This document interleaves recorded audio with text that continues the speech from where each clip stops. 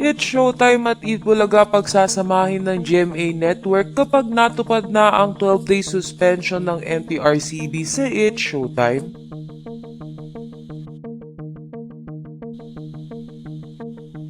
Matapos dumalaw noong nakarang linggo ang mga boses ng GMA sa It's Showtime, ay binisita naman ni na GMA Senior Vice President Miss Annette Gozon Valdez and Sparkle Vice President Miss Joy Marcelo ang kanilang noontime show na Eat Bulaga.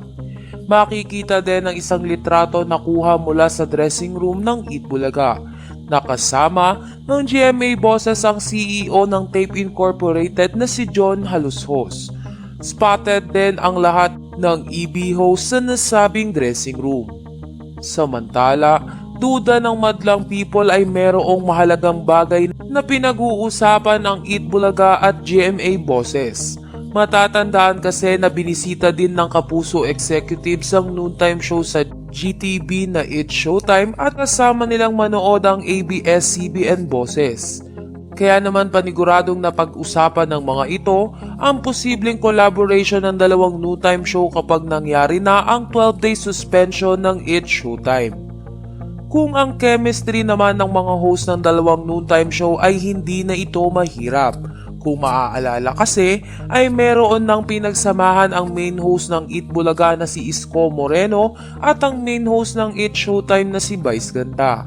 Nagkita-kita na rin ang lahat ng host ng dalawang noontime show noong GMA Gala 2023. Sa kabilang banda ang mas nagpatibay ng haka-haka ng madlang Kapuso na pagsasamahin ng mga ito ay ang hindi na pag-apela ng It's Showtime sa desisyon ng MTRCB.